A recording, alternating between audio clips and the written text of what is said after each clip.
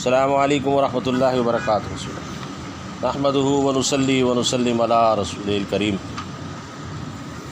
رمضان المبارک کے آخری عشرے میں عبادت کا اہتمام۔ عائشہ رضی اللہ تعالی عنہا یہ روایت فرماتی ہیں، جب رمضان کا آخری عشرہ آتا تھا تو حضور صلی اللہ علیہ وسلم اپنی تہبند کو مضبوط باندھ لیتے تھے، رات بھر عبادت کرتے تھے اور اپنے گھر والوں کو بھی عبادت کے لیے جگاتے تھے۔ ایک حدیث پاک میں ہے کہ محبوب رب العالمین صلی اللہ علیہ وسلم رمضان کے آخری 10 دنوں کے اندر جتنی محنت سے عبادت کرتے تھے اس کے علاوہ دوسرے ایام میں اتنی محنت نہ کرتے تھے۔ تو عائشہ رضی اللہ تعالی عنہا نے جو یہ فرمایا رمضان کے آخری عشرے میں آپ تہبند کس لیتے تھے، علماء اکرام نے اس کے 2 مطلب بتائے ہیں۔ ایک یہ کہ خوب محنت کوشش سے عبادت کرتے تھے، راتوں رات جاگتے تھے۔ یہ ایسا ہی ہے جیسے اردو کے محاورے میں محنت کا کام بتانے کے لیے بولا جاتا ہے کہ خوب کمر کس لو۔ دوسرا مطلب تہبند کس کر باندھنے کا یہ بتایا کہ رات کو بیویوں کے پاس لیٹنے سے دور رہتے تھے، وہ ساری رات عبادت میں گزر جاتی تھی اور اعتکاف بھی ہوتا تھا، اس لیے رمضان کے آخری عشرے میں میاں بیوی والے خاص تعلق کا موقع نہیں لگتا تھا۔ رمضان کے آخری عشرے میں حضور صلی اللہ علیہ وسلم خود بھی بہت محنت اور کوشش سے عبادت کرتے تھے، رات بھر بیدار رہتے تھے، گھر والوں کو بھی اس مقصد کے لیے جگاتے تھے۔ بات یہ ہے جسے آخرت کا خیال ہو، موت کے بعد کے حالات کا یقین ہو، اجر و ثواب لینے کا لالچ ہو، وہ کیوں نہ محنت اور کوشش سے عبادت میں لگے گا۔ پھر جو اپنے لیے پسند کرے وہی اپنے اہل و عیال کے لیے پسند کرنا چاہیے۔ حضور صلی اللہ علیہ وسلم خود راتوں کو نمازوں میں اتنا قیام فرماتے تھے کہ قدم مبارک سوج جاتے تھے۔ رمضان کے اندر خصوصاً آخر عشرے میں اور زیادہ عبادت بڑھا دیتے تھے، کیونکہ یہ مہینہ خاص اور آخر عشرہ آخرت کی کمائی کا خاص موقع ہے۔ آپ صلی اللہ علیہ وسلم کی کوشش ہوتی تھی گھر والے بھی عبادت میں لگیں، لہذا آخر عشرے کی راتوں میں ان کو جگاتے تھے۔ بہت سے لوگ خود تو بہت بڑی عبادت کرتے ہیں لیکن بال بچوں کی طرف سے غافل رہتے ہیں۔ لوگ فرض نماز بھی نہیں پڑھتے۔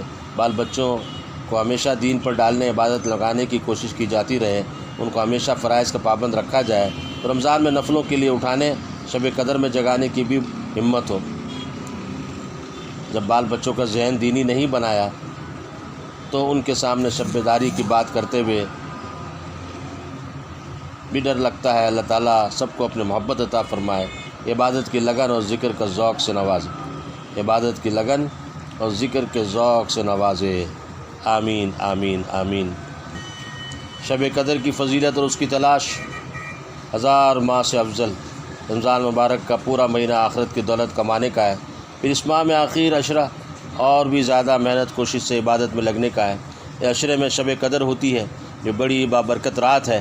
قرآن مجید میں ارشاد فرمایا لیلۃ القدر خیر من الف شہر، یعنی شب قدر 1000 مہینے سے بہتر ہے۔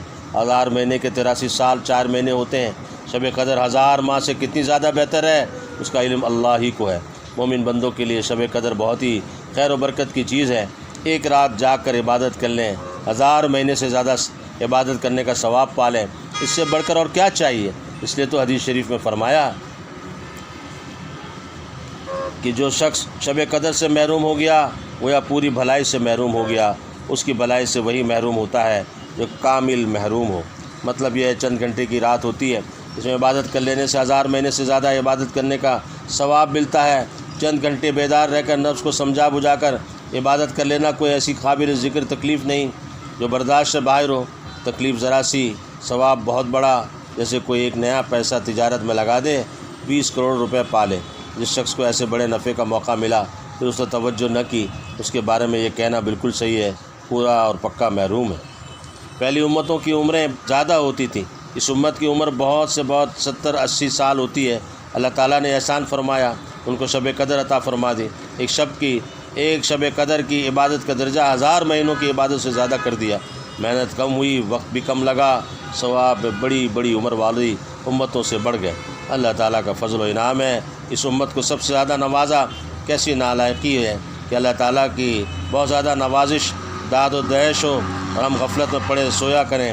رمضان کا کوئی لمحہ ضائع نہ ہونے دیجیے، خصوصاً آخری عشرے میں عبادت کا خاص اہتمام کہ اللہ ہمیں توفیق نصیب فرمائے۔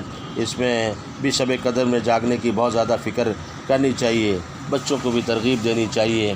ایک حدیث پاک میں ہے جو شخص لیلۃ القدر میں ایمان کے ساتھ ثواب کی نیت سے عبادت کے لیے کھڑا رہا، اس کے پچھلے تمام گناہ معاف کر دیے جاتے ہیں۔ کھڑا ہونے کا مطلب یہ ہے نماز پڑھتا رہے، البتہ اگر تھک جائے تو تلاوت ذکر میں مشغول ہو جائے۔ ثواب کی امید رکھنے کا مطلب یہ ہے ریا وغیرہ کسی طرح کی خراب نیت سے کھڑا نہ ہو، بلکہ اخلاص کے ساتھ محض اللہ کی رضا اور ثواب کے حصول کی نیت سے مشغول عبادت رہے۔ ثواب کا یقین کر کے بشاشت قلب سے کھڑا ہو، بوجھ سمجھ کر بد دلی کے ساتھ عبادت میں نہ لگے۔ ثواب کا یقین اعتقاد جس قدر زیادہ ہوگا اتنا عبادت میں مشقت کا برداشت کرنا سہل ہوگا۔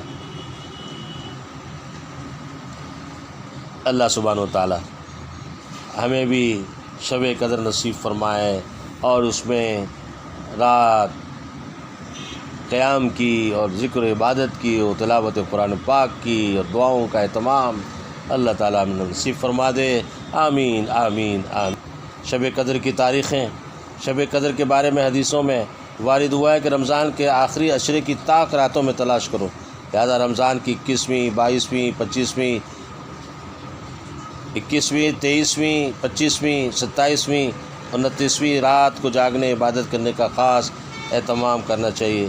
خصوصاً 27ویں شب کو ضرور اہتمام ہو جاگنے کی، کیونکہ اس دن شب قدر ہونے کی زیادہ امید ہوتی ہے۔ حضرت عبادہ رضی اللہ تعالیٰ عنہ فرماتے ہیں نبی کریم صلی اللہ علیہ وسلم ایک دن اس لیے باہر تشریف لائے کہ ہمیں شب قدر کی اطلاع فرما دیں، مگر دو مسلمانوں میں جھگڑا ہو رہا تھا۔